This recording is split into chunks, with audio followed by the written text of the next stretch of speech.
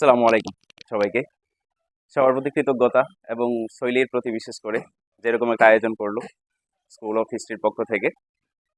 আজকে স্লাইডটা দেখাতে বলে সুবিধা হইতো, যেহেতু স্লাইডটা আপাতত দেখাতে পারছি না। সো আজকে যে বিষয়টা নিয়ে মূলত আলোচনা করব সেটা হচ্ছে, সময় যদি বলি 1095 সাল থেকে আজ পর্যন্ত 2024 সাল পর্যন্ত, সময়টা অনেক বড়। অনেকে পাগলামি মনে করতে পারে যে বিশাল সময় নিয়ে আলোচনা শুরু করে দিছে, কোনো কিছুই হবে না।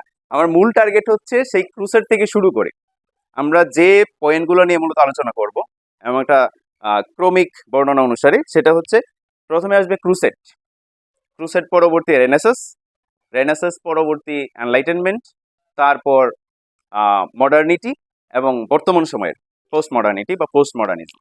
এই মূলত পাঁচটা ধারা নিয়ে আলোচনা করব এবং আলোচনার মূল জায়গাটা থাকবে হচ্ছে আমাদের এই এশিয়া না, আফ্রিকাও না, লাতিন আমেরিকাও না। আমাদের আলোচনার টপিক হচ্ছে ভৌগোলিকভাবে কেবল ইউরোপের যে জায়গাটা, ওদের কনসেপ্ট নিয়ে আমাদের মূল আলোচনা। ঠিক আছে? কারণ এইটা নিয়ে বলে নেওয়া উচিত, নইলে এটা পুরো পৃথিবীতে একই রকম ভাবে ক্রুসেড হয়েছে, একই রকম ভাবে আধুনিকতা আসছে বা পোস্ট মডার্নিটি আসছে, এরকম একটা উল্টাপাল্টা লাগতে পারে। আমাদের জায়গাটা হচ্ছে কোন জায়গায়? কেবল ইউরোপ, ওই অংশটুকু নিয়ে আমরা আলোচনা করছি এবং আলোচনা করছি 1095 সাল থেকে আজ পর্যন্ত চলমান সময়, আধুনিক সময় যেটা। আচ্ছা, আমরা শুরু করি। জামিল আহমেদ গত শুক্রবারে সম্ভবত আলোচনা করছিল ক্রুসেড নিয়ে, যে 1095 সাল থেকে 1291 সাল পর্যন্ত ইউরোপে যে সমস্ত থিওপলিটিক্যাল বা ধর্মযুদ্ধ হয়েছিল সেই বিষয়টা নিয়ে মূলত জামিল আহমেদ আলোচনা করেছিল। এবং সেইখানে আমরা মোটা দাগে বেশ কিছু ফাইন্ডিংস আমাদের ছিল। ফাইন্ডিংসগুলো কি কি ছিল? যে ইউরোপে মূলত কোন কারণে ক্রুসেড লাগে, মুসলিমদের সঙ্গে খ্রিস্টানদের কেন এই ধরনের ধর্মীয় যুদ্ধ হয়, এবং এটার ফলাফল স্বরূপ ইউরোপীয়রা কি কি পায়। এটা ছিল জামিল আহমেদের মূল আলোচনা বিষয়, প্রপোজিশন। তো সেখানে একটা বিষয় উনি বোঝানোর চেষ্টা করছিলেন, সেটা হচ্ছে যে পোপ কেন্দ্রিক যে ক্ষমতার ব্যাপার, ক্ষমতার হাব, যে পোপ ব্যক্তিগতভাবে ইউরোপে খ্রিস্টানিটির মধ্যে পাওয়ারফুল লোক হয়ে যায় এবং তার ক্ষমতা বরাবরের মতো টিকে রাখার জন্যই পরবর্তীতে এই ধরনের ধর্মযুদ্ধের ডাক দেয়। ঠিক আছে? এবং আমরা সব মিলিয়ে জানি 9টা ক্রুসেড হয় এবং 9টা ক্রুসেডের পরবর্তীতে 1291 সালের দিকে এসে যখন নবম ক্রুসেড শেষ হয়, ঠিক সেই সময় আমরা মোটা দাগে যদি কিছু ফাইন্ডিংস করি যে ইউরোপ এই ক্রুসেডের মাধ্যমে কি কি পায়। যেহেতু একটা ধর্মযুদ্ধ করছে তাদের বয়ানে, যেটা ধর্মযুদ্ধ ছিল, তো ধর্মযুদ্ধের ফলে কি কি কিছু অর্জন তো থাকবে।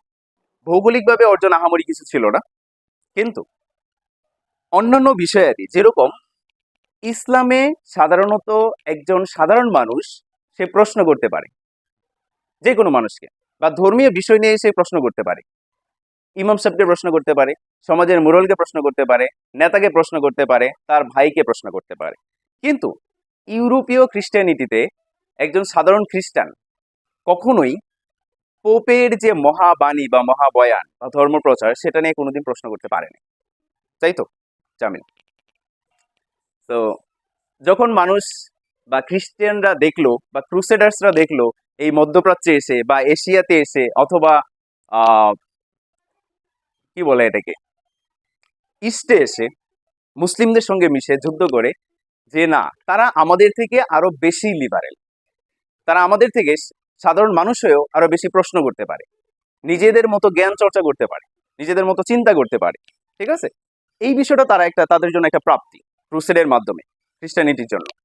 আরো কিছু ব্যাপার আছে, যেরকম হচ্ছে কৃষি পদ্ধতির ব্যবহার শিখলো এই মধ্যপ্রাচ্য থেকে, মশলার ব্যবহার শিখলো, মেরিনার্স কম্পাসের ব্যবহার শিখলো এই মধ্যপ্রাচ্য থেকে তারা শিখলো, এবং নানান ধরনের বইপত্র, জ্ঞানের সঙ্গে পরিচয়, এটা সেটা অনেক কিছু সব মিলিয়ে সাধারণত ক্রুসেডার্সদের বিপুল পরিমাণ অর্জন নিঃসন্দেহে আছে।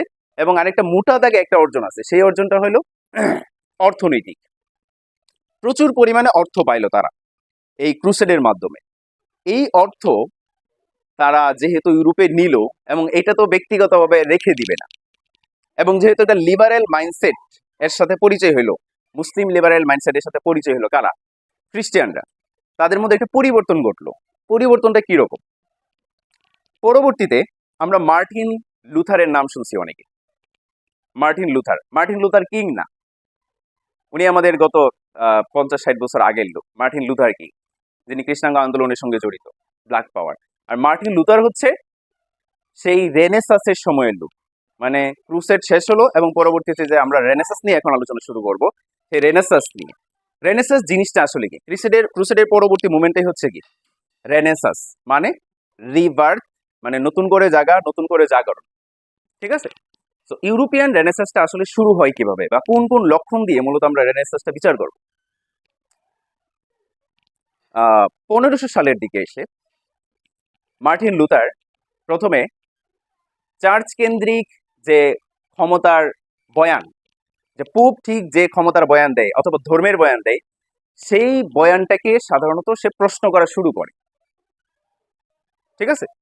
যে পোপ যে ধর্মের কথা বলে এটা কি আসলেই সঠিক কিনা, বা রোমান ঐতিহ্যের সাথে মিল রেখে আমরা বাইবেলটাকে পড়বো, অথবা পোপকে একজন যীশু খ্রিস্টের মতো সমান মর্যাদা দিব, তার কথার ঊর্ধ্বে আমরা কথা বলতে পারবো না, ক্যাথলিক চার্চের বিরুদ্ধে কথা বলতে পারবো না, আমাদের পাপ মোচন করতে হলে আমাদেরকে চার্চে টাকা দিতে হবে, এবং ভবিষ্যতে কি পাপ করব সেটা মোচন করতে হলেও চার্চে টাকা দিতে হবে, অর্থ দিতে হবে, দিয়ে আমাদের পাপ মোচন করতে হবে। এই সমস্ত বিষয় নিয়ে সাধারণত তারা প্রশ্ন করা শুরু করে। একটা বিশাল গোষ্ঠী বলা যায়। ঠিক আছে? তার মধ্যে যিনি নেতৃত্ব দিচ্ছিলেন তিনি ছিলেন হচ্ছে মার্টিন লুথার। উনি ছিলেন জার্মানির একজন যাজক, উনিও প্যাপাসির অংশ, যাজক ছিলেন। সেখান থেকে তিনি প্রশ্ন করা শুরু করেন এবং 1517 সালের দিকে এসে তিনি সব মিলিয়ে প্রায় 95টা থিসিসে লিখেন। সব মিলিয়ে থিসিস লিখে এই প্যাপাসির বিরুদ্ধে বা প্যাপাসির যে যে জায়গায় সমস্যাগুলো ছিল, যে ভুল বয়ান পেশ করছে, সেই জায়গাগুলোতে তিনি কথা বলা শুরু করেন। ঠিক আছে? এবং সেই 1517 সালের দিকে এসেই প্রথমত পোপ কি করেন, বা ক্যাথলিক চার্চ এই মার্টিন লুথারকে নাস্তিক ঘোষণা করে। যেহেতু সে ধর্ম নিয়ে কথা বলা শুরু করছে, পোপের বিরুদ্ধে কথা বলা শুরু করছে, এই পর্যন্ত কেউ বলে নাই, বলতে পারে নাই, সেই সাহস ছিল না, ক্ষমতা ছিল না। ঠিক আছে? তো কথা বলা শুরু করে তাকে নাস্তিক বলে ঘোষণা করে দেয় এবং তাকে এই পোপ তন্ত্র থেকে সরিয়ে দেওয়া হয়। আচ্ছা, সরিয়ে দেওয়ার পর এখন এখানে একটা প্রশ্ন আছে। প্রশ্নটা হচ্ছে যে এই যে মার্টিন লুথার যে কাজটা করছে, এটার জন্য নিঃসন্দেহে একটা সাহসের দরকার এবং অর্থনৈতিক সমৃদ্ধিরও দরকার, অর্থনৈতিক সাপোর্টের দরকার, পৃষ্ঠপোষকতার দরকার। এই জিনিসটা কে করছিল? কারণ তখন তো পোপের বিরুদ্ধে কথা বলার মতো একটা হ্যাডমোলা লোক দরকার। পোপের বিরুদ্ধে যে মানুষ কথা বলবে সেই ধরনের সাহস দরকার। ঠিক আছে? অর্থনৈতিক স্বাবলম্বীও দরকার, কারণ পোপের কাছে প্রচুর পরিমাণ অর্থ সম্পদ অলরেডি আছে। ঠিক আছে? পোপ নড়তে চাইলে কোন একজন বিরোধীর পক্ষে যে কোনো সময় কি করতে পারে? মেরে ফেলতে পারে, আগুনে পোড়াইতে পারে, অত্যাচার করতে পারে, যে কোনো কিছু করতে পারে। এই সাহসটা সে কই থেকে পারলো? এটা একটা ব্যাপার। সেটা হচ্ছে যে ওই সময়ে স্বাভাবিকভাবেই পোপের ক্ষমতা থেকে একজন রাজার বা প্রিন্সের ক্ষমতা কম ছিল। সামাজিক ক্ষমতা, অর্থনৈতিক ক্ষমতা এবং রাজনৈতিক ক্ষমতা সবকিছুই কি ছিল? কম ছিল। এখন রাজারা আবার তাদের ক্ষমতাকে ফিরে পাওয়ার জন্য নানান ধরনের আতাত, নানান ধরনের পাইতারা, নানান ধরনের কৌশল, ফিন্দি ফোকর অনেক কিছু করছে এবং ওয়েপন হিসেবে ব্যবহার করছে কাদেরকে? যারা পোপের বিরুদ্ধে বা ক্যাথলিক চার্চের বিরুদ্ধে কথা বলতে পারে এমন মানুষদের। ঠিক আছে? যাদেরকে আমরা এই যে মার্টিন লুথারের মতো ব্যক্তিত্বদেরকে বা এই আইডিয়াটাকে আমরা কি বলি? প্রটেস্ট্যান্ট মুভমেন্ট, প্রতিবাদী আন্দোলন, মানে ক্যাথলিক চার্চের বিপক্ষে একটা প্রতিবাদ করা, প্রতিবাদী আন্দোলন যাকে আমরা বলি। ঠিক আছে? সো এই প্রতিবাদী আন্দোলন এভাবে চলতে থাকে এবং একটা সময় স্বাভাবিকভাবেই প্রতিবাদী আন্দোলন সফল হয় এবং সফল হওয়ার পর যেহেতু মানুষ নিজেকে নিয়ে চিন্তা করবে, নিজের ব্যক্তি স্বতন্ত্র বোধ বজায় রাখবে, নিজের স্বাধীনতা বজায় রাখবে, নিজেকে প্রশ্ন করা শিখবে এবং যে পাওয়ার থেকে যে কথাগুলো আসে সেগুলোর বিরুদ্ধে সে কথা বলা শিখবে, যেমন পোপের, যেমন রাজার। ঠিক আছে? এই ধরনের, বা ঈশ্বরের বিরুদ্ধে মানে ঈশ্বর ঠিক যে পয়েন্টটা পেশ করছেন ধর্মীয় কিতাবগুলোর মধ্যে সেটা নিয়েও সে প্রশ্ন করবে, অন্তত নিজে পড়ে দেখবে, তারপর বিবেচ্য হলে সে সেটা গ্রহণ করবে অথবা বাদ দিবে। এই ধরনের একটা মাইন্ডসেট সে সৃষ্টি করে এবং রাজারা এখানে কি করে? পৃষ্ঠপোষকতা করে এবং স্বাভাবিকভাবেই রাজারা তাদের আগের যে রাজনৈতিক, অর্থনৈতিক এবং সামাজিক প্রতিপত্তি এবং ক্ষমতা সেটা ফিরে পায় এবং পোপদের ক্ষমতা আস্তে আস্তে কি হয়? কমে আসে। ঠিক আছে? এই যে কালটা, এই সময়টাকে কি বলা হয়? রেনেসাস, বা হচ্ছে নবজাগরণ বা পুনর্জন্ম, যেটাকে আমরা ইংরেজিতে ফ্রেঞ্চ শব্দ যেহেতু এটাকে বলা হয় রিবার্থ, নতুন করে জাগা, নতুন করে জন্ম লাভ করা। ঠিক আছে, এই ছিল রেনেসাসের ব্যাপার। সো রেনেসাস ইউরোপে স্বাভাবিকভাবে দরকার ছিল। এখন আমাদের রেনেসাস হয়েছে কিনা এই বাংলা অঞ্চলে ওই সময়, এটা ভিন্ন আলোচনা। ঠিক আছে, রেনেসাস ইউরোপে ধর্মের দিক থেকেও একটা ক্রমবিবর্তনিক ধারায় এটা স্বাভাবিকভাবে ওদের দরকার ছিল, এটা এভাবেই হইতো। তো রেনেসাসের ফলে তাদের বিশাল বিশাল কিছু অর্জন আছে। অর্জনগুলো কি কি? অর্জনগুলো হচ্ছে যারা এতদিন কথা বলতে পারে নাই, যেমন এইখানে আমরা যারা আছি, কোন একটা ক্ষমতার আন্ডারে অনেক দিন যাবত থাকতে থাকতে আমরা কি আমাদের আবেগগুলা কি করে ফেলি, আমাদের ডিজায়ার গুলা কি করি, আমরা রিপ্রেস করে ফেলি, আমরা বলতে পারি না। ঠিক আছে, এবং আস্তে আস্তে এটা তো সারা জীবন যেভাবেই থাকবে তা না, এটা একসময় প্রতিবাদী হয়ে উঠবে, দ্রোহ করবে। ঠিক আছে, দ্রোহ করতে করতে মানুষের মধ্যে স্বাভাবিকভাবেই আর্টের প্রতি, লিটারেচারের প্রতি, ধর্মের প্রতি, সাহিত্যের প্রতি, সব জায়গায় সব ক্ষেত্রেই তাদের একটা বিশাল পরিবর্তন ঘটে। প্রত্যেকে কথা বলতে শেখে। তাদের মধ্যে চাপিয়ে রাখা এতদিনকার যে সমস্ত ডিজায়ার, যে সমস্ত আকাঙ্ক্ষা, যে সমস্ত আর্ট কালচার, যা কিছু তারা লুকায় রাখছিল, মনে করছিল প্রকাশ করার যোগ্য, কিন্তু ক্ষমতার কারণে প্রকাশ করতে পারে নাই, তারা তখন কি করা শুরু করলো? প্রকাশ করা শুরু করলো। এবং নিঃসন্দেহে এটা একটা বৈপ্লবিক পরিবর্তন। ঠিক আছে, তো এই সাথে সাথে আরো কিছু ব্যাপার ঘটলো। যেহেতু ক্রুসেডের ফলে ইউরোপে বিপুল পরিমাণ অর্থ সম্পদ তারা সঞ্চয় করে ফেলছে অলরেডি, এই সম্পদটা তারা ঠিক পরবর্তীতে কাজে লাগানো শুরু করলো আরেকটা জায়গায়। সেই জায়গাটা কোথায়? সেই জায়গাটা হচ্ছে ক্রুসেডের মাধ্যমে তো মধ্যপ্রাচ্যের সঙ্গে একটা পরিচয় তাদের হয়েছে, তাই না? যুদ্ধ তো হয়েছে স্বাভাবিকভাবেই, কিন্তু একটা পরিচয় তো হয়েছে। এখানকার ভূগোলটা কিরকম, এখানকার কৃষি পদ্ধতি কিরকম, এখানকার মানুষের চিন্তা চেতনা অথবা ধর্মীয় বিশ্বাস ঠিক কিভাবে ফাংশন করে, এই বিষয়টার সঙ্গে তারা পরিচয় হয়েছে। এবং পরবর্তীতে এই যে ক্রুসেডের মাধ্যমে বিপুল পরিমাণ অর্থ এটা কাজে লাগানোর জন্য তারা পৃথিবীর বিভিন্ন জায়গায়, আমরা জানি 1492 সালে ক্রিস্টোফার কলম্বাস প্রথম আমেরিকা মহাদেশ আবিষ্কার করেন, এবং 98 সালে এভাবে ধারাবাহিকভাবে পৃথিবীতে বিভিন্ন মহাদেশ আবিষ্কার হওয়া শুরু হয়। এটা ঠিক কিভাবে হয়? এটা হয় সেই ক্রুসেডের যে বিপুল পরিমাণ তাদের অর্জন, সেই অর্জনকে ব্যয় করে মূলত তারা পৃথিবীতে বিভিন্ন জায়গায় কিসের জন্য? বাণিজ্যের জন্য, বসবাসের জন্য, অথবা হচ্ছে উপনিবেশ কায়েম করার জন্য খোঁজ করা শুরু করে। ওকে, এইটা গেলে হচ্ছে মোটামুটি রেনেসাসের সময়। এবং এখানে আরেকটা জিনিস আলোচনা করে রাখা জরুরি, একটা বোর্ড হইলেও ভালো, হোয়াইট বোর্ড। আলোচনাটা হচ্ছে আমরা জানি কিনা যে ইউরোপে প্রাচীন যুগ কত সময় পর্যন্ত, এবং মধ্যযুগ কত সময় পর্যন্ত, এবং আধুনিক যুগ ঠিক কবে থেকে শুরু, জানাটা জরুরি। যেহেতু বাংলাদেশের সাথে বা বাংলার মধ্যযুগ, প্রাচীন যুগ, আধুনিক যুগের সাথে ওদের কোনো মিল নাই। কারণ বাংলাদেশে প্রাচীন যুগ বলতে আমরা কত সাল বুঝি? কারোর ধারণা আছে কিনা? প্রাচীন আমল, বাংলার প্রাচীন যুগ।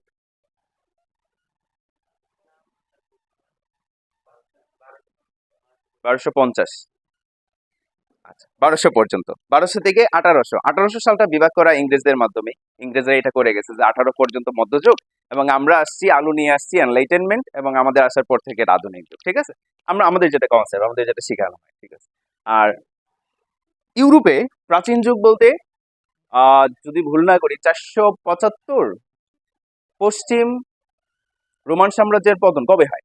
475 না 73?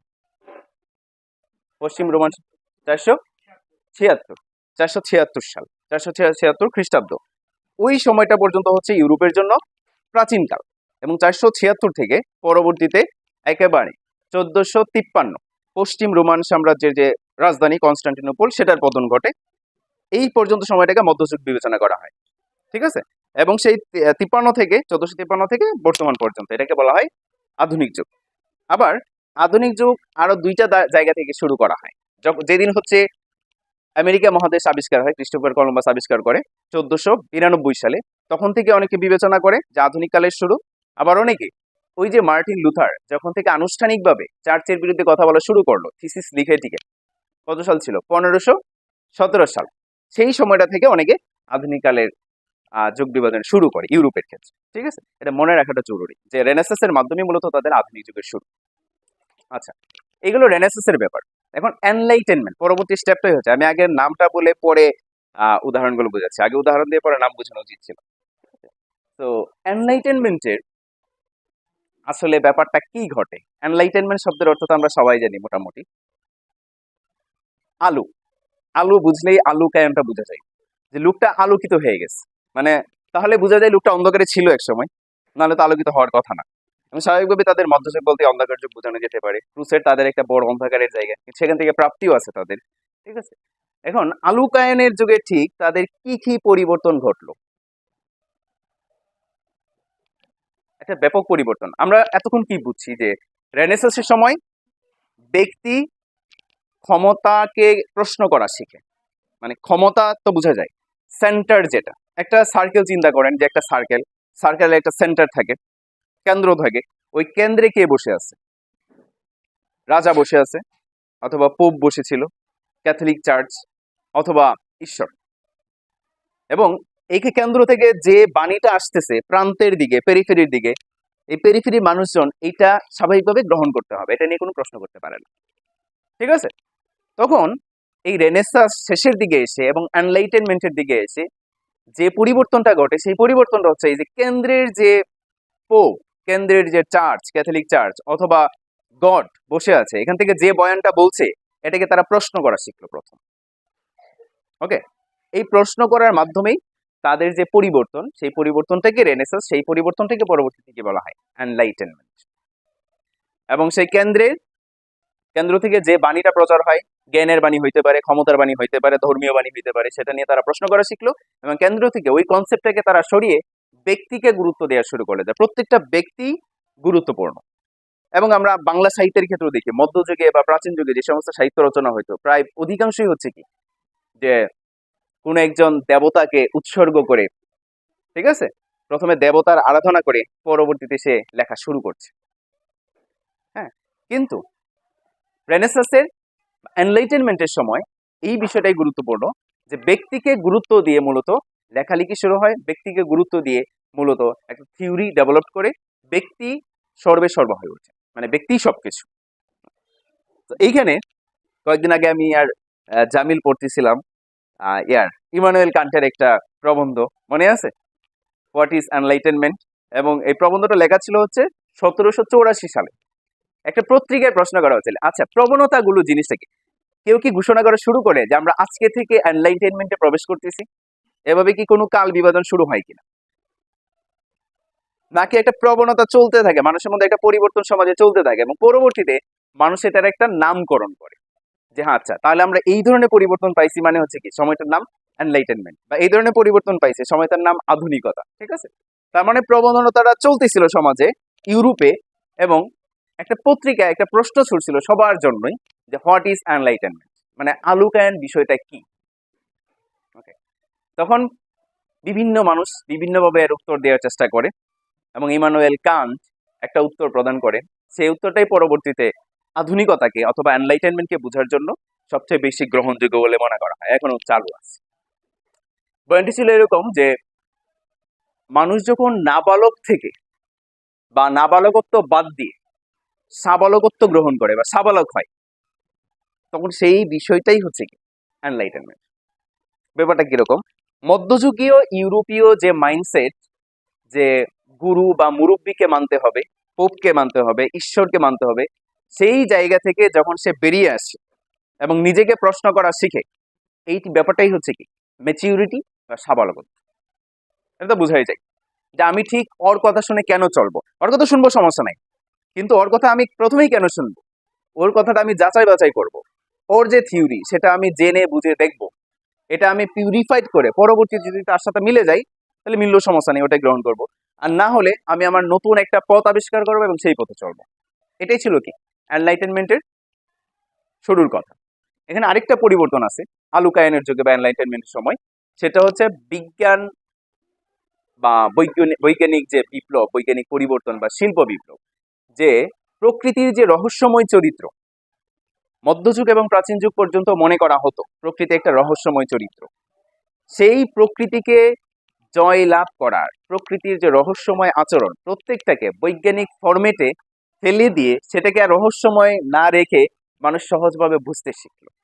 বুঝতে পারলো? বৈজ্ঞানিক আবিষ্কার, আবার একই সাথে শিল্প বিপ্লবের যে পরিবর্তন, এই যে উপনিবেশবাদ কায়েম করছে পৃথিবীর প্রায় অধিকাংশ জায়গায়, এদিকে এই এশিয়া মহাদেশে, লাতিন আমেরিকায়, আফ্রিকায় এবং আরো বিচ্ছিন্নভাবে অনেক দ্বীপাঞ্চলে এই যে বিপুল পরিমাণ অর্থ ইউরোপে যাচ্ছে, এখন এইটার বৈধতা দানের জন্য, এই অর্থটা যে তাদের ইনকাম করা, এটা বোঝানোর জন্যই সাধারণত তাদের একটা কি করা দরকার ছিল, একটা মহাবাণী প্রচার করা দরকার ছিল।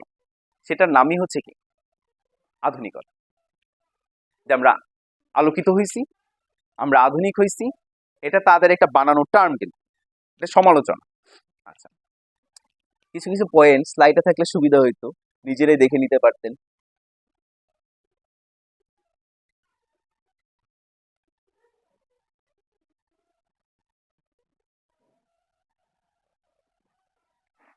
আচ্ছা, এখানে বোঝা যায় যে বর্তমানে আমরা যে সমস্ত সেকুলারিজমের কথা বলি, যে সমস্ত লিবারেল মাইন্ডসেটের কথা বলি, এই অর্জনটা তাহলে ঠিক কোন জায়গায়, কোন সময়ের? নিশ্চয়ই মধ্যযুগের না, রেনেসাসেরও আরো পরবর্তী সময়, এনলাইটেনমেন্টের আবিষ্কার।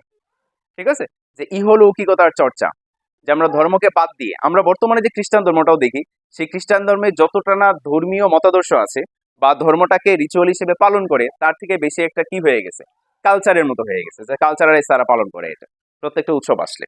ঠিক আছে, আচ্ছা, একটু আধুনিকতার আলোচনায় আসি। আধুনিকতা এবং এনলাইটেনমেন্ট দুইটা বিচ্ছিন্ন কোনো কিছু না, একটা আরেকটার সাথে সম্পর্কিত, এবং একটা আরেকটা পরবর্তী ধাপ বা পরবর্তী সময়ে আসা। ঠিক আছে, আপনার মনে করলে আধুনিকতাকে এনলাইটেনমেন্ট বা এনলাইটেনমেন্টকে আধুনিকতা হিসেবে বিবেচনা করতে পারেন। তো আধুনিকতা জিনিসটা কি? একই বয়ান যে আধুনিক সময়ে, আধুনিকতার শব্দের মানে হচ্ছে যে যা কিছু নতুন, যা কিছু নব্য, যা কিছু সাম্প্রতিক, মানে রিসেন্টলি যা কিছু ঘটছে। ঠিক আছে, তার মানে আগামী 500 বছর পরে গিয়ে এসে কি বর্তমান সময়টাকে আধুনিক থাকবে? না, তখন তাহলে ওই সময়টা আধুনিক হবে। আচ্ছা, এটা একটা লজিকের ব্যাপার। প্রাচীন যুগেও যদি আমরা বিবেচনা করি, সক্রেটিস, অ্যারিস্টটল, প্লেটো, যাদেরকে বিবেচনা করি না কেন, আলেকজান্ডার দ্য গ্রেট, সক্রেটিস কি ওই সময় আধুনিক মানুষ ছিলেন কিনা? না থাকলে আমরা এখন পর্যন্ত এসে, আজ পর্যন্ত এসে সক্রেটিসকে কেন পড়বো? পুরাতন বাদ দিয়ে দেওয়া উচিত। এবং আধুনিকতার একটা বড় বয়ান হচ্ছে যে আমরা ঐতিহ্যকে বাদ দিব, আমরা পুরাতনকে বাদ দিব। মেক ইট নিউ, এজরা পন্ডের একটা বিখ্যাত উদ্ধৃতি আছে, মেক ইট নিউ, জিনিসটাকে নতুন করে করা উচিত। যে জিনিসটা আছে, এই জিনিসটা সুন্দর থাকলে জিনিসটাকে ভেঙে ফেলো, ভেঙে এটাকে নতুন করে করো, যাই হোক না কেন। ঠিক আছে, তার মানে আধুনিকতা বলতে চিন্তায় চেতনায় ওই সমসাময়িক সময়ে থেকেও যে আপডেটেড চিন্তা করতে পারে, চিন্তায় চেতনায় যে একটু এগিয়ে থাকে, তাকে আমরা কি বলি? আধুনিক বলি। যেমন দুইটা প্রশ্ন করা যায় যে জামিল আধুনিক যুগের মানুষ, ঠিক আছে, আর একটা প্রশ্ন করা যায় জামিল একজন আধুনিক মনের মানুষ। দুইটা প্রশ্ন কিন্তু আলাদা প্রশ্ন। একটা হচ্ছে যুগের মানুষ, এখন সে আধুনিক হোক বা না হোক এটা নিয়ে কোনো প্রশ্ন নাই, সে হয়তো আরো 50 বছর পিছনে চিন্তা করতে পারে। কিন্তু আমি যদি বলি আধুনিক জ্ঞানের বা আধুনিক চিন্তার মানুষ, তখন এটা দিয়ে কি বুঝাই? যে সমসাময়িক যে ব্যাপারগুলো চলতেছে এর থেকে সে আরো বেশি আপডেটেড, তাই না? আরো বেশি নতুন চিন্তা করতে পারতেছে। ঠিক আছে, সো প্রত্যেকটা যুগেই, সেই প্রাচীন যুগেও যদি বলতে চাই, প্রাচীন যুগেও, মধ্যযুগেও, বর্তমান সময়ে এসেও ওই সময়ের মধ্যেও কিছু নতুন চিন্তার বা আপডেটেড চিন্তার মানুষ থাকে, ওই মানুষগুলোকেও আমরা কি বলবো? আধুনিক মানুষ। তার মানে আধুনিক মানুষ যেভাবে ঠিক কাল বিভাজন করা হয়েছে, এটা কালের সুবিধার্থে, প্রাচীন যুগ, আধুনিক যুগ এবং প্রাচীন যুগ, মধ্যযুগ, আধুনিক যুগ আলাদাভাবে রাখার জন্য। ঠিক আছে, আচ্ছা, আধুনিক যুগের সূত্রপাত যে কারণে সেটা আমরা ভালো করেই জানি। তার মধ্যে একটা শিল্প বিপ্লব ছিল, একটা ছিল 1700 কত সালে, 1789 সালে ফরাসি বিপ্লব। ফরাসি বিপ্লব একটা বড় নিয়ামক হিসেবে কাজ করে আধুনিক যুগের, শিল্প বিপ্লব একটা বড় নিয়ামক হিসেবে কাজ করে আধুনিক যুগের, উপনিবেশবাদ একটা বড় নিয়ামক হিসেবে কাজ করে কিসের? আধুনিক যুগের। এখানে একটা গল্প বলা উচিত, প্রজেক্টরটা আসলে একটা গল্প বল, এবং গল্প বলতে চাইছিলাম একটা, গল্পটা হচ্ছে মুশারফ ভাইয়ের কাছ থেকে শোনা। মুশারফ ভাই একদিন বলছিল, অনেকে হয়তো শুনে নেই, সেই জন্য বলে ফেলা উচিত, যে এক রাজা এক সময় তার বিশাল সমাবেশে, রাজ্যের দরবারে প্রচুর মানুষের সামনে তিনি ঘোষণা করলেন যে আমি গতকালকে দেখলাম যে আমার রাজপ্রাসাদের পাশ দিয়ে যে রাস্তা, সেই রাস্তা দিয়ে 50 জন এক চোখলা লোক হেঁটে যাচ্ছে। সাধারণ মানুষ অবাক হয়ে গেছে, 50 জন আবার এক চোখলা লোক, এটা কেমনে সম্ভব? এটা তো সম্ভব না আদতে। তো এটা নিয়ে রাজাকে প্রশ্ন না করলেও মানুষের মধ্যে একটা সন্দেহ জাগলো যে এটা রাজা মনে হয় মিথ্যা বলছে, বানায় বলছে। তখন রাজা নিজেই বলতেছে যে না, আপনারা হয়তো সন্দেহ করতেছেন যে এক চোখওয়ালা লোক কেমনে আসবে, কই থেকে আসবে, ঠিক আছে? কিন্তু রাজা বলতেছেন আমি সত্যিই দেখছি। Okay fine. তো সমাবেশ শেষ হলো, দরবার শরীফ শেষ হলো, এবং পরবর্তীতে রাজা মন্ত্রীর সাথে পরামর্শ করছে যে এই যে মানুষকে বললাম যে এক চোখওয়ালা লোক গত কয়েকদিন আগে আমার রাজপ্রাসাদের পাশ দিয়ে হেঁটে গেছে, আসলে তো যায় নাই, ঠিক আছে? তাহলে এই বলে ফেলছে, কিন্তু সব ব্যাপারটা হচ্ছে মানুষের কাছে বলে ফেলছে তার আভিজাত্য, তার গৌরব টিকিয়ে রাখার জন্য, সম্মান, বা সে যে মিথ্যাবাদী না এটা বোঝানোর জন্য এটাকে বাস্তবায়ন তো করতে হবে। সে কিভাবে বাস্তবায়ন করবে? মানুষকে তো বোঝাতে হবে যে না, এক চোখওয়ালা লোক হয় এবং আছে। সে কি করলো, ধরেন পাশের কোনো গ্রামের বা একটু দূরবর্তী কোনো গ্রামে মন্ত্রীকে আর কি উপদেশ দিচ্ছে, পরামর্শ দিচ্ছে যে আপনি কাজ করেন, ওই গ্রামে গিয়ে 50 জন মানুষের একটা চোখ এখন তুলে ফেলবেন, ঠিক আছে? গল্প তো সত্যি করতে হবে। তো মন্ত্রী রাজার কথা মতো গিয়ে কাজ করে, এক চোখ তুলে ফেলে, এবং সুস্থ হইতে যতদিন সময় লাগে ততদিন পরে ওই 50 জন মানুষকে আনুষ্ঠানিকভাবে সাজিয়ে টাজিয়ে সবকিছু করে এই রাজ্যের গ্রামের রাস্তাগুলো দিয়ে হাঁটানো হয়, ঠিক আছে? এবং গ্রামের মানুষ দেখে দেয় না সত্যিই তো ওই দিন তো রাজা মিথ্যা বলে নাই, 100 লোক তো আছে এবং 50 জন, ঠিক আছে? এই যে সাধারণ মানুষের উপর তারপর সাধারণ মানুষ তারপর বিশ্বাস করা শুরু করে, না না রাজা মিথ্যা বলতে পারে না, ঠিক আছে? এই যে বয়ানটা, আধুনিক যুগের যে বয়ান বা এনলাইটেনমেন্টের যে বয়ান, বিপুল পরিমাণ অর্থ, ধরুন কোন এক ব্যক্তি অবৈধভাবে দুর্নীতি করে প্রচুর পরিমাণে অর্থ কামায়, কিন্তু তার মাসিক ইনকাম সরকারি হোক বেসরকারি হোক যেভাবেই হোক না কেন ধরা যায় 50,000 টাকা, ঠিক আছে? এখন সে যে বাড়িতে 1 বছর পরে গিয়ে একটা ডুপ্লেক্স করে ফেললো, একটা পাজরো কিনে ফেললো, ঠিক আছে, অথবা আরো বিশাল বিশাল কাজকর্ম করলো, এটা মানুষের মনে গিয়ে একটা প্রশ্ন জাগবে না যে এই লোকটা এই কাজ কিভাবে করছে? সে মাসে ইনকাম করে 50,000 টাকা, 5 বরং 60, বড়জোর বেশি হইলেও কি হইতে পারে, 6 লক্ষ টাকা হইতে পারে 1 বছরে, কিন্তু সে যে পরিমাণ কাজ করছে প্রায় 5-6 কোটি টাকার কাজ করে ফেলছে, কেমনি সম্ভব? তখন সেই লোক নিঃসন্দেহে একটা গল্প সাজাতে পারে যে আমার ঢাকায় ছোটখাটো একটা দোকান আছে এবং সেখান থেকে প্রচুর পরিমাণে লাভ হয়, বা আমার এমন জায়গায় রিয়েল এস্টেটের ব্যবসা আছে, বা আমি কি বলে এটাকে শেয়ার মার্কেটে কাজ করি, অনেক কিছু গল্প সাজানো সম্ভব। তো সমালোচনার জায়গাটা হচ্ছে এইটাই, যেহেতু পণ্যটা ইউরোপিয়ান, আধুনিক বা আধুনিকতা বা মডার্নিজম, যেহেতু পণ্যটা ইউরোপিয়ান, আবার তারা একই সাথে ইউরোপের বাহিরেও এই এশিয়াতে, আফ্রিকায়, হ্যাঁ, এবং লাতিন আমেরিকায় কোন হারে উপনিবেশ বা উপনিবেশ স্থাপন করতেছে একের পর এক। একটা উপনিবেশ স্থাপন করলো একটা নির্দিষ্ট অঞ্চলে, সেখান থেকে যে পরিমাণ অর্থ আসতেছে সেটা দিয়ে কি করছে, আরেকটা স্থাপন করতেছে। যেরকম ওই যে আহ কি বলে এটাকে বনফুল, যেরকম ভাবে কি করছে, একটা থেকে লাভ করে তার পরবর্তীতে আরেকটা শাখা তারা খুব সহজে কি করতে পারে, খুলে ফেলতে পারে লাভের অংশ দিয়ে। সো 1600 সালে শুরু হওয়া, বা হচ্ছে আরো যদি বলতে চাই যে 1492 সালে সেই ক্রিস্টোফার কলম্বাসের আমেরিকা আবিষ্কারের মধ্য দিয়ে প্রথমত কি শুরু হয়, এই ধরনের উপনিবেশিক চিন্তা শুরু হয়, এবং তার পরবর্তীতে তাদের একটা মহাবাণী স্থাপন করার জন্য যে আমরা আধুনিক, তোমরা আমার মতো হও বা আমাদের মতো হও, আমরা সভ্য, আমরা সিভিলাইজড, আমরা মার্জিত, আমরা রুচিশীল, আমরা জানি ঠিক কিভাবে শাসন করতে হয়, এই ধরনের বয়ান দিয়ে দিয়ে কোথায় প্রচার করতো, আমাদের মতো অঞ্চলে, আফ্রিকার মতো অঞ্চলে, বা লাতিন আমেরিকার মতো অঞ্চলে মানুষদেরকে বোঝানোর চেষ্টা করতো অন্তত। বা আপনাকেও যদি টানা 1 বছর বলা হয় যে আপনি আপনার আচরণ স্বাভাবিক মনে হচ্ছে না, ধরেন আজকে আমি নাফিকে যদি বলি, বা নাফি যদি আমাকে বলে যে রাসেল ভাই আজকে আপনি কেমন জানি একটু অস্বাভাবিক লাগছে আপনাকে, ঠিক আছে? পরে একটু পরে জামিল গায়ে বললো যে না রাসেল ভাই আজকে আপনার কিছু হয়েছে কিনা, ঠিকঠাক ঘুম হয়েছে কিনা, বা ঠিক আছেন কিনা, আমি ঠিক আছে আমি জানি। কিন্তু জামিলের বলায়, নাফির বলায়, বা ইসমাইল ভাইয়ের বলার আমি পরবর্তীতে কি মনে করলাম, না মনে হয় কিছু একটা ঘাটতি আছে আমার মধ্যে। আর 2 দিন পরে পরে গিয়ে বললো রাসেল ভাই আপনার ডাক্তার দেখানো উচিত, তাহলে সুবিধা হবে, মানে কিছু একটা ইমব্যালেন্সিং মনে হচ্ছে, আগের মতো আপনাকে পাচ্ছে না, আগের মতো লাগছে না। এই যে পাগল বানানোর যে প্রক্রিয়া, ঠিক আছে? এবং এটা কিন্তু একটা প্রজেক্টের নাম, জামিল ওই দিন বলছিল প্রজেক্টের নামটা হচ্ছে কি, ওরিয়েন্টালিজম। ইউরোপে বসেই এমন একটা যন্ত্র বানানো হয়, যন্ত্র মানে থিওরিটিক্যাল যন্ত্র, যেখানে জ্ঞানী গুণী বুদ্ধিজীবী মানুষজন বসে, শিল্প সাহিত্যিকরা বসে, তারা কি করেন, একটা বয়ান স্থাপন করেন যে এশিয়ারা বা আফ্রিকানরা ঠিক কিরকম, ওদের কালচার কিরকম, যেহেতু আমরা ওখানে গিয়ে শাসন করব, ওদেরকে আমাদের নিয়ন্ত্রণে আনবো, এবং আমরা হব রাজা, আমরা হব কি সম্রাট, আমরাই হব কেন্দ্রের হাবে থাকবো আমরা। তো তাদেরকে কি বলে মূলত হেয় করা যায়, কি বলে নিচু করা যায়, কি বলে আমাদের শাসনটা চাপিয়ে দেওয়া যায় এবং তারাও যেন মেনে নেয়।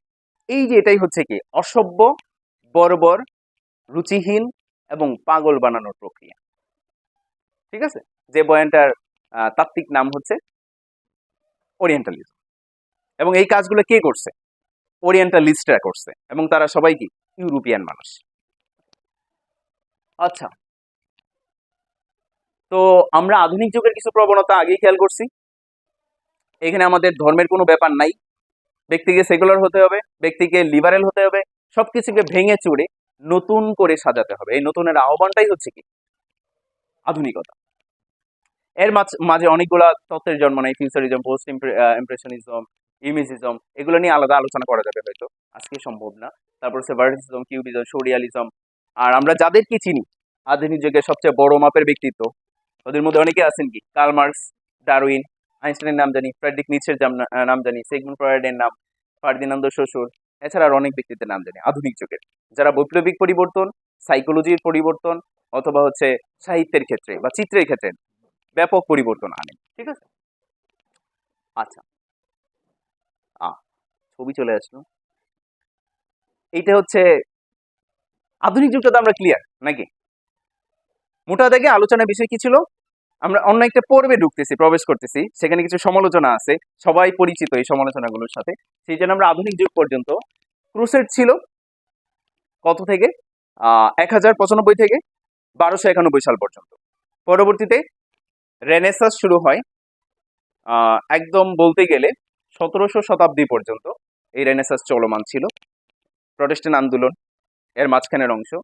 তারপরে এনলাইটেনমেন্ট 17 থেকে 18 শতাব্দী, এবং এনলাইটেনমেন্টের একটা আউট বাই প্রোডাক্ট বা একই সাথে একটা প্রোডাক্টই বলা যায়, সেটা হচ্ছে কি আধুনিকতা। এবং এই আধুনিকতার বয়ানটা কেন দেওয়া হয়েছিল? দেওয়ার প্রধান কারণ ছিল উপনিবেশের মাধ্যমে যে পরিমাণ অর্থ ইউরোপে যাচ্ছে, এইটা যে তাদের একটা সমৃদ্ধির জায়গা, তাদের একটা সমৃদ্ধির ব্যাপার, সে নিজে যে এটা আলোকিত হয়েছে, নিজে যে আধুনিক হয়েছে, এই বয়ানটাকে স্থায়ীকরণ করার জন্য এই ধরনের একটা বয়ান পেশ করছে। ঠিক আছে, আবার এই ওরিয়েন্টাল যারা ছিল, মানে হচ্ছে আমাদের এই প্রাচ্যের লোকজন যারা ছিল, এখানে যেন সুষ্ঠুভাবে স্বাভাবিকভাবে শাসন করতে পারে, সেই শাসনটা স্থায়ীকরণের আরেকটা নাম, বা এই ওরিয়েন্টালিজমের মাধ্যমে বা আধুনিকতার মাধ্যমে তারা নিজেদেরকে সভ্য বলার মাধ্যমে এই পুরো প্রাচ্যের মানুষদেরকে বা প্রাচ্যকে এক ধরনের ধর্ষণ করার একটা নৈতিক অধিকার তারা পাওয়ার চেষ্টা করে। এটা হচ্ছে মূল বয়ান। ঠিক আছে, আধুনিকতা। আর হয়তো বিস্তর বয়ান থাকতে পারে। তো এখন সমস্যার জায়গা হচ্ছে এই যে তারা নিজেদেরকে এত ভালো মানের, সভ্য, আধুনিক, রুচিশীল এবং মার্জিত বলে বলে সারা পৃথিবীতে ডাক পিটালো। ঠিক আছে, তাহলে ঠিক কোন কারণে, প্রশ্নের জায়গাটা হচ্ছে তাহলে ঠিক কোন কারণে প্রথম বিশ্বযুদ্ধের মতো একটা যুদ্ধ সৃষ্টি হয় ইউরোপে? পৃথিবীর ইতিহাসে বড় মাপের যে যুদ্ধগুলো আছে তার মধ্যে নিঃসন্দেহে এটা একটা প্রথম বিশ্বযুদ্ধ, এবং এটা শেষ হতে না হতে পরবর্তীতে দ্বিতীয় বিশ্বযুদ্ধের মতো একটা ঘটনা সৃষ্টি হলো, পুরো পৃথিবীকে জানান দিছে এবং গণহারে মানুষ হত্যা করা হয়েছে। ঠিক আছে, বা হিরোশিমা নাগাসাকির মতো ঘটনা ঘটছে। তাহলে নিজেদেরকে সভ্য বললে এই ধরনের ঘটনা কেন ঘটলো? এই যে প্রশ্নের জায়গা বা সমালোচনার জায়গা, এখান থেকেই মূলত কিসের জন্য? পোস্ট মডার্নিজমের জন্য। পোস্ট মডার্নিজম কিন্তু আলাদা কোনো তাত্ত্বিক আলোচনা না, আলাদা কোনো কিছু না, থিওরিটিক্যাল। এটা ব্যাপারটা হচ্ছে আধুনিকতার সমালোচনাটাই হচ্ছে কি উত্তরাধুনিকতা। রাইট, আধুনিকতার যে জায়গায় এসে দেখা যাচ্ছে যে তোমরা নিজেদেরকে এত সভ্য বলতেছো, সভ্য বলে বলে সেই ইউরোপ থেকে বেরিয়ে পুরো পৃথিবীকে দখল করতেছো, তাহলে কোন কারণে এই ধরনের নিজেদের মধ্যেই মারামারি করছো, নিজেদের মধ্যেই ঝগড়া করছো, পুরো পৃথিবীকে ধ্বংস করে দিচ্ছ? ঠিক আছে, ওই আলোচনা থেকেই মূলত পোস্ট মডার্নিজমের জন্ম। আচ্ছা, ছবিগুলোর সাথে পরিচিত, আফ্রিকার কোন এক জায়গার ছবি, যাই হোক, নিচে আমি ক্যাপশন সবগুলো দিই নাই। এই তো সভ্য একজন মানুষ হয়তো বসে আছে, এবং বর্বর, অসভ্য, রুচিহীন বা কুৎসিত দেখতে তারা কি করছে, সেই সভ্য মানুষকে বয়ে নিয়ে যাচ্ছে। ঠিক আছে, ইউরোপিয়ান বয়ান মতে।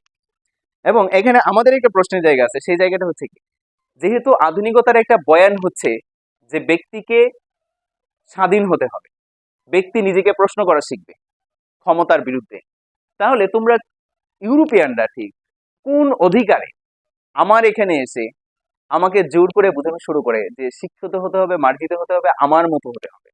তাহলে কি ব্যক্তি স্বতন্ত্র বোধ বলে কিছু থাকলো? এবং সেই জায়গায় কোনো একজন এশীয় বা কোনো একজন আফ্রিকান যদি সেখানে প্রতিবাদ করতো যে না আমি এটা মানবো না, আমার জায়গায় আমার জমি, আমি ভালোভাবে খেয়ে পরে বেঁচে আছি, তুমি এসে হুট করে আমার জায়গা দখল করছো কেন, আমাকে বুঝাইতে আসছো কেন, তখনই তাকে কি করা হতো? ফাঁসি হয়তো, তারপর নয়তো গণহত্যা, নয়তো অবদমন করা, অত্যাচার করা, জোর করে মানিয়ে নেয়া তাদেরকে। এই তো ব্যাপারগুলো ছিল। এই যেমন আফ্রিকার উপজাতিদের এটা ছবি, এটা কি এটা পাথর সংগ্রহ নাকি কয়লা, এরকম কিছু হবে না? কয়লা। Okay. আচ্ছা, এটা কনসেপচুয়াল একটা দ্বীপ উপনিবেশনের নিচের অংশটুকু ইউরোপ ঠিক যেভাবে অক্টোপাসের মতো বাকি অঞ্চলগুলোকে দখল করছে। আর হোয়াইটম্যান বার্ডেন উপরে একটা ছবিতে দেখা যাচ্ছে ওই পাশে।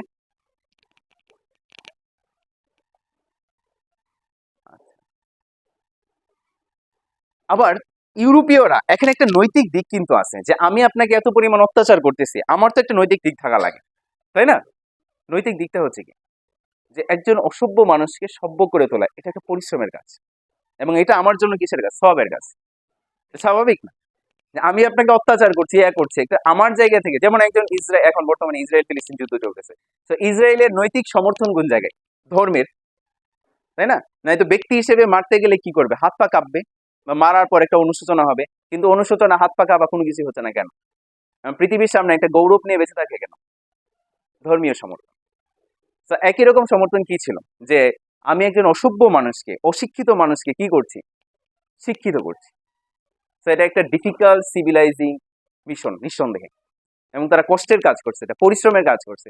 বরং তাদের চিন্তায় যে আমরা এই যে এশিয়াতে গিয়ে বা আফ্রিকাতে গিয়ে মানুষদেরকে সভ্য করতেছি, তারা আমাদের প্রতি থ্যাঙ্কফুল থাকা উচিত, কিন্তু তারা সেটা থাকছে না। ঠিক আছে, এটা স্বাভাবিকভাবে স্বাভাবিক একটা প্রবণতা। তো যাই হোক, কিছু কিছু সেটার শব্দ চলে আসছে, দুঃখিত। আধুনিকতা একটা ঘোড়ার নাম কেন বলছি, যে সাম্রাজ্যবাদ বা উপনিবেশবাদ স্থাপন করতে হবে, এটা হচ্ছে মূল টার্গেট, যে আপনার জায়গা আমি দখল করব। তো আপনার বাসায় যাওয়ার মতো তো আমার একটা কি দরকার? যানবাহন দরকার। সেই যানবাহনটার নামই হচ্ছে মডার্নিজম। মডার্নিজমের ডগমা পিটিয়ে মূলত তারা স্থাপন করছে কি? সাম্রাজ্যবাদ। প্রচুর পরিমাণে অর্থ সম্পদ নিতে পারবে, অন্যকে ডোমিনেট করতে পারবে, অন্যের সম্পদ কেড়ে নিতে পারবে, বা যে কৌশলে নিতে পারবে, এই কৌশলে নিতে পারার ব্যাপারটা হচ্ছে কি? সাম্রাজ্যবাদ। এটা নিয়ে বিস্তারিত আলাপ করতে গেলে এটা থিওরিটিক্যাল আলাপ করতে হবে। আর যে আহ, যে কি বলা যায় এটাকে, যে গাড়ি ব্যবহার করে মূলত তারা এখানে আসে, সেই গাড়িটার নামই হচ্ছে কি? আধুনিকতা। তো ক্ষতিগুলো কি কি হলো? ক্ষতিগুলো একটু আগে বলছি, যে আধুনিকতার ফলে মানুষের, ইউরোপীয়দের বিশেষ করে, যারা নিজেদের ঘরে, আমরা ঠিক কুটির শিল্প বলতে যা বুঝি, নিজেদের ঘরে কামার কুমার বা ছোটখাটো পণ্য দ্রব্য তারা উৎপাদন করছে, বাজারে বিক্রি করছে, খেয়ে পরে বেঁচে আছে, ফাইন। কিন্তু শিল্প বিপ্লবের ফলে কি হলো? মানুষগুলো, একটা মেশিন 5 জন মানুষের কাজ হয়তো করে দিচ্ছে, একটা বুনন শিল্প, একটা বুনন যন্ত্র, 5 জন মানুষ যেখানে কাজ করতো সেখানে সে একাই করে ফেলতেছে। বাকি মানুষগুলো কি হলো? বেকার হলো। স্বাভাবিকভাবে গ্রামের মানুষের কাজ কমে আসলো, এবং তারা শহরের দিকে ধাবিত হলো। তাদের মধ্যেই দারিদ্রের সংখ্যা এবং উচ্চবিত্তের সংখ্যা অনেক বেশি বাড়তে থাকলো। মানে একই সাথে কি এলিট বাড়ছে, একই সাথে ডিলিট ক্লাস বা হচ্ছে লোয়ার ক্লাসও বাড়ছে। তারপর আহ ওই তো উপনিবেশ স্থাপন, ওরিয়েন্টালিস্টদের প্রাচ্যকে দেখা, হোয়াইটম্যান বার্ডেন ডিফিকাল্ট সিভিল অশিক্ষিত বর্বর জাতিকে মানুষ বানানো প্রকল্প, দাস বা গোলাম বানিয়ে শাসকদের অর্থনৈতিক সমৃদ্ধি, এতটুকু ঠিক আছে। এই যে কয়েকজন ওরিয়েন্টালিস্ট, অনেকের নাম আছে, সেটা আমি মাত্র 2-3 জনের করতে এখানে কোটেশন নিচ্ছি। সেটা হচ্ছে লর্ড ক্রোমার এবং আর্থার বেলফোর। বেলফোরের নাম সবাই জানে, আর্থার বেলফোর খুব বেশি পরিচিত লোক। দ্য ওরিয়েন্টাল ইজ ইরেশনাল, তাদের বয়ানে, ডিপ্রাইভ, চাইল্ড লাইক, ডিফারেন্ট। আর ওয়েস্টার্নরা ঠিক কিরকম? Is rational, virtuous, mature and normal. এই যে আমাদেরকে যে অ্যাবনর্মাল বানানোর বা পাগল বানানোর যে প্রকল্প, সেই দিক থেকে তাকে স্বাভাবিকভাবে কি প্রমাণ করতে হবে? সে এখনো পাগল হয় না, সে সভ্য আছে, মার্জিত আছে, সে নর্মাল আছে। তো আমাদের বিহেভিয়ার গুলো অ্যাবনর্মাল ছিল। এটা হচ্ছে ওরিয়েন্টালিস্টদের বয়ান বা রেনানের বয়ানে দ্য সেমিটিক্স আর, কালকে সেমিটিক্স নিয়ে বিস্তর আরো শুনে ফেলছেন, আজকে আবার শব্দটা শুনবেন। The Semitics are rabid monotheist, হোপ্লোরিস্ট, no mythology, no art, no commerce, no civilisation.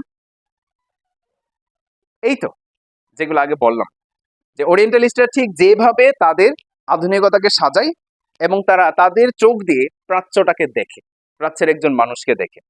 ঠিক আছে, এটা হচ্ছে সেই বয়ান। আচ্ছা, এখানে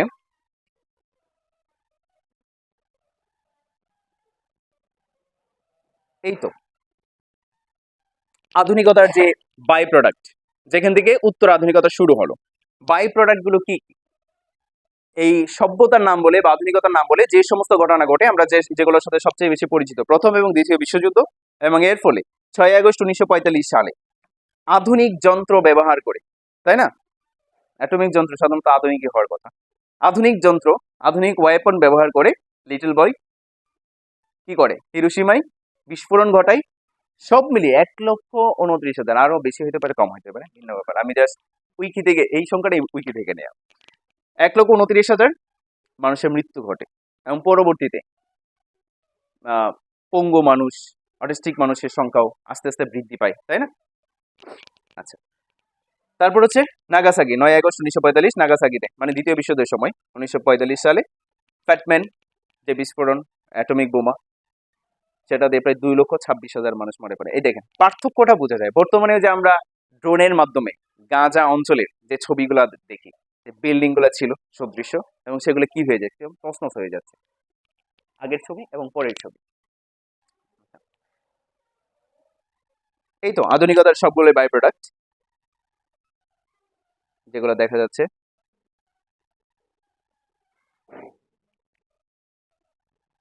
আচ্ছা, এইখানে আসার আগে আধুনিকতার আরেকটা বয়ান আমাদের সময় আছে তো না?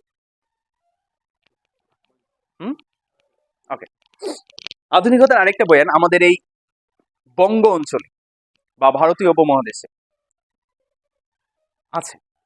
যে বয়ানটা হলো, ইউরোপীয়রা এই দেশে আসলো। যেমন আমি যদি নাফির বাসায় যাই এবং নাফির বাবা মা সবাই হয়তো আমার টেক কেয়ার করবে, থাকার একটা সুযোগ দিবে, খাওয়ার একটা সুযোগ দিবে, কার বৌদৌলতে? তোমার। মাধ্যমটাকে তুমি তো, তুমি পরিচিত না থাকলে আমি কি করতে পারতাম? সেই বাসায় গিয়ে সেটা তো হুট করে কোনো কিছু করা সম্ভব না। ঠিক আছে, ছোট উদাহরণ দিলাম। ব্যাপারটা হচ্ছে ইউরোপীয়রা যখন এই উপমহাদেশে আসলো, আইসে স্যার এই স্থানীয় কিছু মানুষকে তো প্রথমে ইউরোপিয়ান মাইন্ডসেটে বড় করতে হবে, তাই না? ইউরোপিয়ান যে আধুনিকতা, সেই আধুনিকতায় এখানকার কিছু মানুষকে তাদের মতাদর্শে প্রথমে বানিয়ে নিতে হবে। তারপর সুবিধা হবে কি, তারাও এখানে এসে শাসন কায়েম করতে পারবে খুব অবাধে, খুবই সুন্দরভাবে, সহজভাবে। এবং এখানকার যে স্থানীয় মানুষজন ইউরোপিয়ান মতাদর্শে বড় হবে কিছু কিছু, তারাও কি করবে, ইউরোপীয়দেরকে বা ব্রিটিশকে সাহায্য করবে। খুব দ্রুত কি করা যাবে, উপনিবেশবাদ স্থাপন করা যাবে, মানুষকে শাসন করা যাবে। ওকে, এই এই হচ্ছে ব্যাপারটা। তো এই জন্য মূলত তারা প্রথমে কাকে এসে টার্গেট করে? কোন মুসলিমকে না, কলকাতায় প্রথমে তারা খুঁটি গাড়ে। ইয়ার উপনিবেশের যে হাব ছিল, ব্রিটিশ শাসনের কলোনির যে হাব, সেটা ছিল কোন জায়গায়? কলকাতায়। যে কলকাতাকে বর্তমানে আমরা এখনো ভারতের অন্যান্য অনেক জায়গা হয়তো কি হয়ে গেছে, সমৃদ্ধ হয়ে গেছে, বলা যায় যে আধুনিকই হয়ে গেছে, কিন্তু কলকাতা এখনো ওই কি হয়নি, আধুনিক হইতে পারেনি। ঘরবাড়ি একটা বড় নিদর্শন, তারা সেই পুরাতন ঘরবাড়িকে এখনো খুব যত্ন সহকারে টিকায় রাখে, এবং গলিগুলা এখন এখন পর্যন্ত কি আছে, সেই ছোটই আছে। এবং সেই মোটরের পানি ব্যতীত সরাসরি যে টেবের পানি ব্যবহার করা হয়, টেবে বইসা বাহিরে গোসল করার যে প্রবণতা এখনো মুভিগুলোতে আমরা দেখি। যদি কেউ কলকাতার মুভি টুভি দেখেন, অভ্যস্ত থাকেন, তাহলে হয়তো দেখতে পাবেন। ঠিক আছে, আচ্ছা, যেটা বলতেছিলাম সেটা হচ্ছে ব্রিটিশরা এসে প্রথমে টার্গেট করে কাদেরকে? যেখানকার স্থানীয় কিছু মানুষদেরকে। প্রথমে যে জায়গা হচ্ছে কলকাতা, এবং মানুষজন হচ্ছে কি, আমরা নিঃসন্দেহে প্রিন্স দ্বারকানাথ ঠাকুরের নাম জানি, তারপর হচ্ছে দেবেন্দ্রনাথের নাম জানি। দেবেন্দ্রনাথ কে ছিলেন? রবীন্দ্রনাথের বাবা, তাই না? আর দ্বারকানাথ ছিল হচ্ছে রবীন্দ্রনাথের দাদা। রাজা রামমোহন রায়ের নাম জানি, ঈশ্বরচন্দ্র বিদ্যাসাগরের নাম জানি, বঙ্কিমচন্দ্র, মাইকেল মধুসূদন দত্ত, হ্যাঁ, কেশবচন্দ্র, তো এই ধরনের আরো প্রচুর ব্যক্তিত্ব, যাদেরকে মূলত প্রথমেই ইউরোপীয় লিবারেল মাইন্ডসেটে কি করা হয়, গড়ে তোলা হয়। নিঃসন্দেহে রবীন্দ্রনাথ বড় মাপের একজন ব্যক্তিত্ব, সেটা অন্য আলোচনার বিষয়, ঠিক আছে, ওর লেখালেখিও বড় মাপের, সেটা অন্য আলোচনার বিষয়। কিন্তু আমি বলতেছি তারা যাদেরকে মূলত টার্গেট করে এবং সম্মানসূচক পদবি হিসেবে, উপাধি হিসেবে এক একজনকে প্রিন্স, এক একজনকে মহর্ষি, অথবা এক একজনকে রাজা, বা এক একজনকে বিদ্যাসাগর, হ্যাঁ, নানান ধরনের উপাধি দেয়া হয়। আচ্ছা, সমাজসূচক ডিগ্রি। দেখেন এখানকার সব মানুষগুলোই সবাই ছিল কি সনাতন ধর্মের, মানে হিন্দু ধর্মের। এখানে কিন্তু কোনো একজন মুসলিমকে পাবেন না, ইভেন কোনো একজন বৌদ্ধকেও হয়তো পাওয়া যাবে না।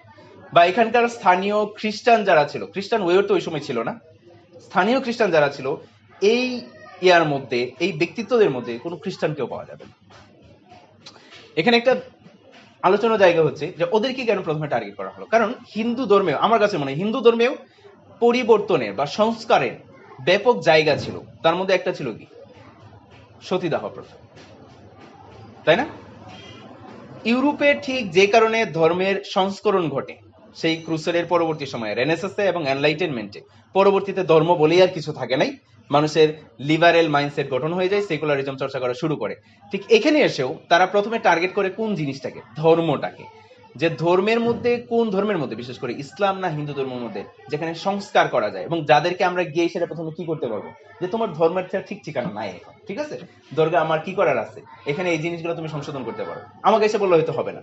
ইসলাম ধর্মে ওই অর্থে ওই সময় কোনো কিছু কি ছিল না, ধর্মান্ধ এটা যুগে যুগে সব ধর্মেই থাকে, কিন্তু ওই সময় বলার মতো বা সংশোধন করে দেওয়ার মতো ধর্ম ছিল কি হিন্দু ধর্ম, যেখানে সে বলা যায় যে তোমার ধর্মের সমস্যার এই জায়গা আছে, তোমার ধর্মে সতীদাহ প্রথার নাম করে শত শত নারীকে কি করা হচ্ছে, পুড়িয়ে মারা হচ্ছে, এবং এটা জাস্ট ধর্মীয় বিশ্বাস থেকে, কোনো লিখিত রূপ থেকে না।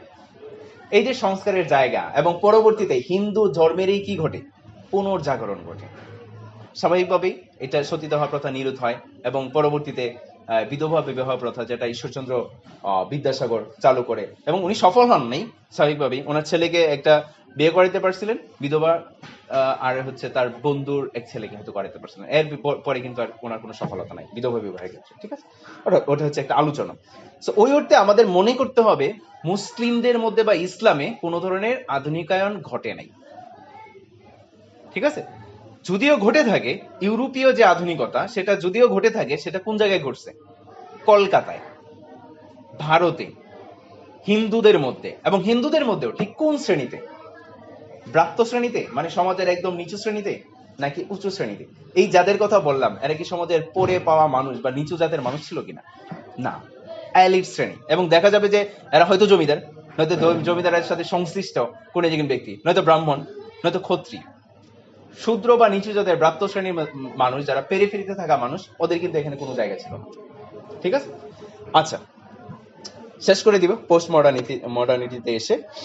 পোস্ট মডার্নিজম নিয়ে আগে একটু বলে ফেলছি যে জিনিসটার উৎপত্তি কেমনে হইল, এটা আলাদা কোনো থিওরিটিক্যাল আলোচনা না। আলোচনাটা হচ্ছে যে আধুনিকতার নাম নিয়ে যে এত বড় ডগমা প্রচার করা হচ্ছে, তাহলে প্রথম বিশ্বযুদ্ধ, দ্বিতীয় বিশ্বযুদ্ধ বা এই ধরনের বর্বরচিত আচরণ আধুনিক মানুষরা আধুনিক অস্ত্র দিয়ে কেন করল, কেন করছে, ঠিক আছে। অথবা ইউরোপের জন্য যে জিনিসটা সভ্য, সেই একই জিনিস এই এশিয়াতে এসে সভ্য হবে কেন? ভৌগোলিকভাবে কি হইতে পারে, পার্থক্য হইতে পারে। ইউরোপে যে জিনিসটা সত্য, সেটা আমাদের এখানে এসে কি হইতে পারে, অসত্য হইতে পারে, মিথ্যা হইতে পারে, তাই না? কিন্তু তারা একটা ম্যাটা ন্যারেটিভ বা গ্র্যান্ড ন্যারেটিভ, মানে মহাবাণী, মহাবাণী আমরা ব্যাপারটা বুঝি কিনা, আধুনিকতার একটা বড় অর্জন কিন্তু মহাবাণী প্রচার করা। যেমন বাংলাদেশের উদাহরণ না দিই, ভারতের উদাহরণ দিই, যে ভারতে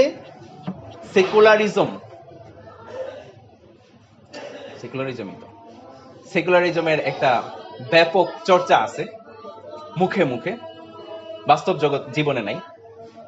সেটা হচ্ছে কি, হয়তো সরকার বলবে যে আমরা সেকুলার, আমরা লিবারেল, আমরা জাতীয়তাবাদী, ঠিক আছে, এবং সরকার হয়তো এটাও বলবে যে আমরা সবাইকে, হিন্দু মুসলিম বৌদ্ধ খ্রিস্টান সবাইকে সমান সুযোগ দিই।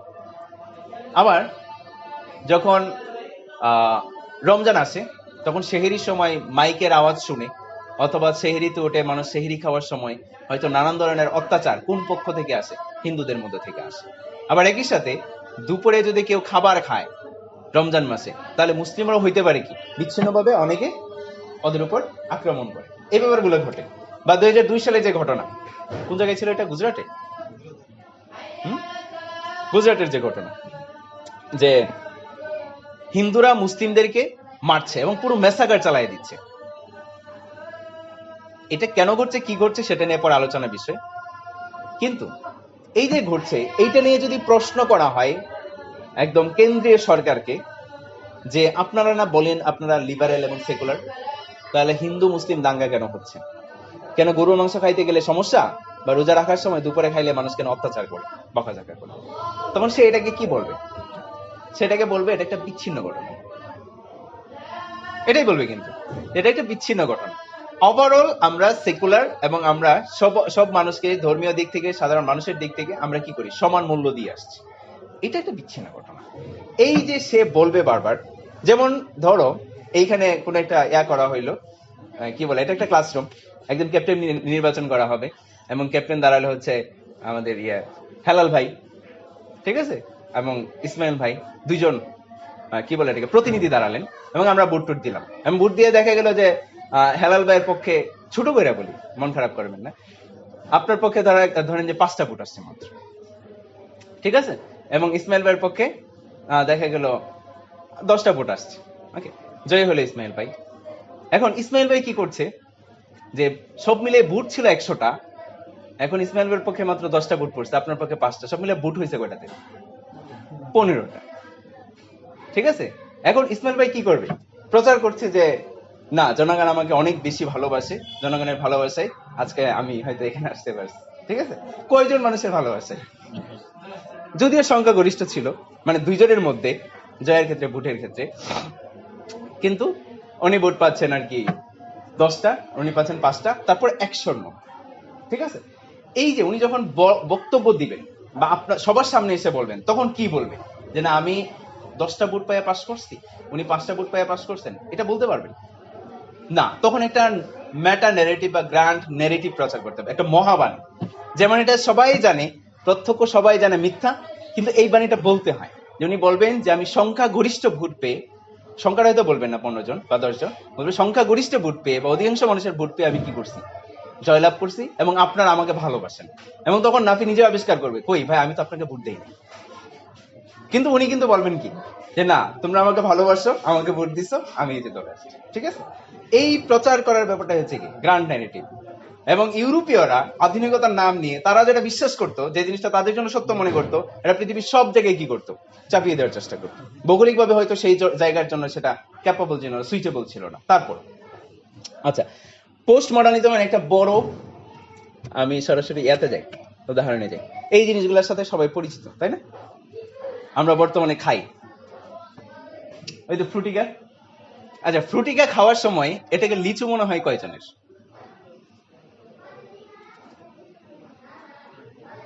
না, আমি তো জানি, কিন্তু ফ্রুটিকা খাওয়ার সময় লিচু মনে হয় কয়জনের? অথবা এটাকে আম মনে হয় না কয়জনের? মনে হয় না? কি বলে, আম মনে হওয়ার কথা, আমি তো খাওয়াচ্ছে।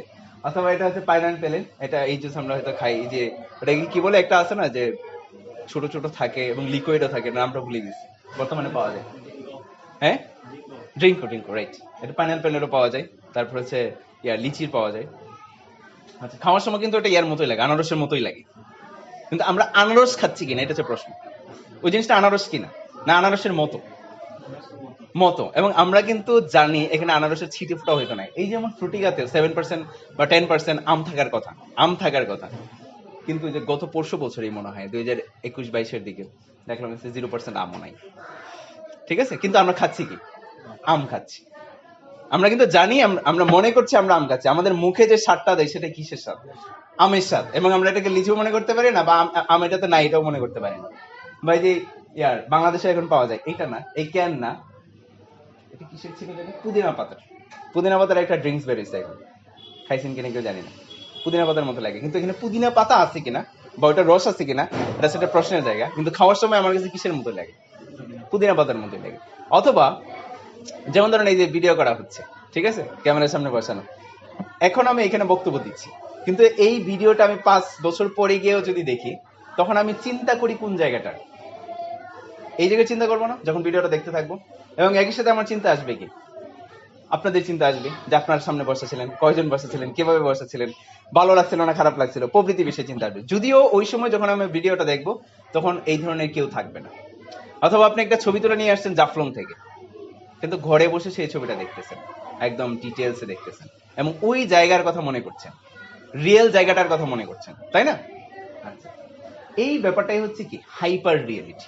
আমরা বর্তমানে যে জগতে আছি, হাইপার রিয়েল জগতে, এখানে রিয়েলিটির ছিটিয়ে ফুটাও থাকবে না। কিন্তু ওই জগৎটাকে আমাদের কাছে আরো বেশি কি মনে হবে, রিয়েল মনে হবে। যেমন আম, আমি যদি 3-4 জাতের আম খাই, একটা টক লাগতে পারে, একটা মিষ্টি লাগতে পারে, কিন্তু আমের কনসেপ্ট একটা কি বুঝাইছে, এটা কেবল মিষ্টি লাগে, এটা কোনোদিন খারাপ লাগবে না, ঠিক আছে? তো এটা কিন্তু আরো বেশি রিয়েল মনে করি আমরা, ঠিক আছে? ওই ব্যাপারটাই হচ্ছে কি হাইপার রিয়েল, হাইপার রিয়েলিটি, যেটা এটা শব্দ দিয়ে, এটা হচ্ছে প্লুরাল শব্দ, সিমুলাক্রা, সিঙ্গুলার হচ্ছে সিমুলাক্রাম। এটা হচ্ছে কি যেভাবে ফাংশন করে, আমরা একটা রিয়েল জিনিস দেখি, যেমন আমরা আম দেখি, আমটা হচ্ছে কি রিয়েল একটা বস্তু। আম থেকে যখন আমরা জুস বানাই, আমের রস চিপে সরাসরি গ্লাসে বানালাম, ওটাকে কি বলা হয়, সিমুলেশন। সিমুলেশন বাংলা কি? যাই হোক, সিমুলেশন বাংলা আমরা, হ্যাঁ হতেই পারে, আমি সিমুলেশন বাংলা আসতেছে না, হতে পারে। এবং সিমুলেশন শব্দটা আমরা সবচেয়ে বেশি পাই কোথায়, গেম খেলার সময়, তাই না? গেম খেলার সময় পাওয়ার কথা সিমুলেশন শব্দটা, রিয়েল না, রিয়েলের একটা কপি। ওই যে আমরা জুসটা খাই, এটা হচ্ছে কি সিমুলেশন। এবং সেখানে আমরা জানি আমের রস আছে, বাট সরাসরি আমরা আম খাচ্ছি না, আমরা আমকে আমরা একটা প্রসেস করে তারপর খাচ্ছি। এবং তার পরবর্তী যে স্টেপ কি ফ্রুটিকা, যেখানে আমরা আমের স্বাদ পাই কিন্তু কোনো আম থাকে না, এটা হচ্ছে কি সিমুলাক্রা, ঠিক আছে?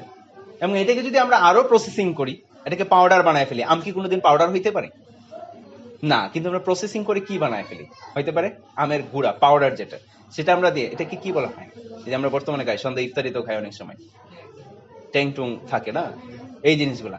এই জিনিসটাই হচ্ছে কি যে আমের সাথে এর কোনো মিল আছে, কি ধরনের বিবর্তন বা পরিবর্তন, ওই যে আমরা খাচ্ছি কিন্তু আম মনে করে খাচ্ছি, ওটাই হচ্ছে কি হাইপার রিয়েলিটি।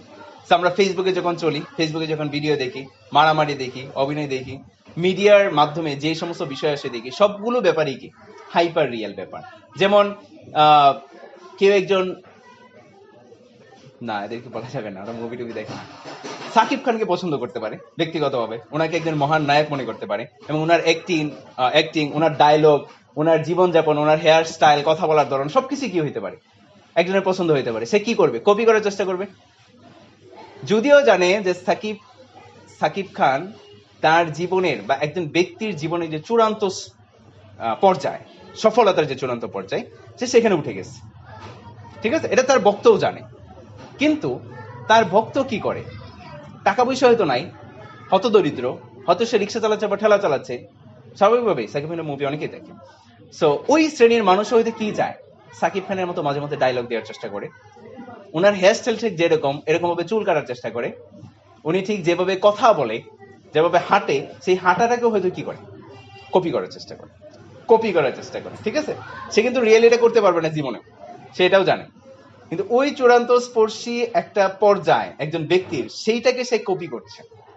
ওই যে জগৎটা, ওই জগৎটা কি হাইপার রিয়েল জগৎ এই ব্যক্তির জন্য, ঠিক আছে? আমি যদি সাকিব ভক্ত হই, তাহলে আমার জন্য এটা কি হয়ে যাবে, হাইপার রিয়েল একটা জগৎ, যে আমি সেটাকে দেখে সারা জীবন কাটাচ্ছি, কিন্তু আমার ব্যক্তিকে আমার দিকে তাকাচ্ছেন। সো এটা আধুনিকতার পরবর্তী পর্যায়, এবং এটা হচ্ছে পোস্ট মডার্নিজমের পর্যায়।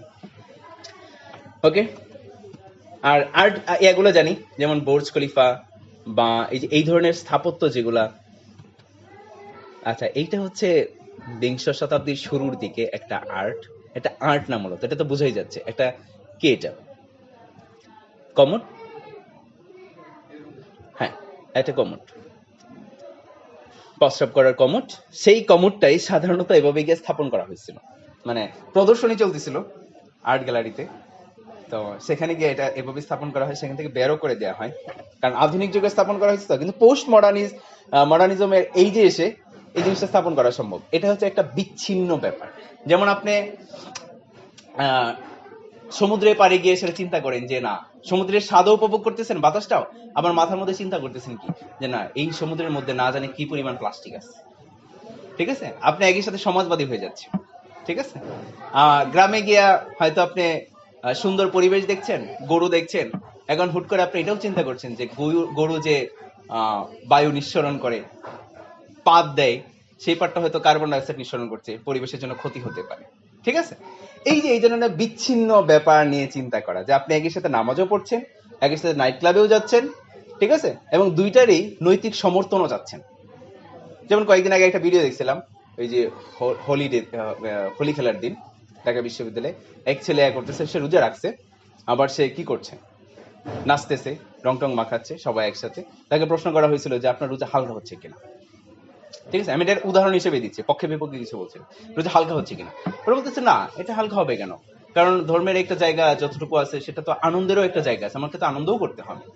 এই যে নৈতিক সমর্থন, সে খারাপ কিছু করলেও নৈতিক সমর্থন থাকবে, ভালো কিছু করলেও কি থাকবে, নৈতিক সমর্থন থাকবে। এটাই হচ্ছে কি একজন পোস্ট মডার্নিস্টের বৈশিষ্ট্য, এবং আমরা সবাই কি উত্তর আধুনিক ব্যক্তি, প্রত্যেকে থাকি।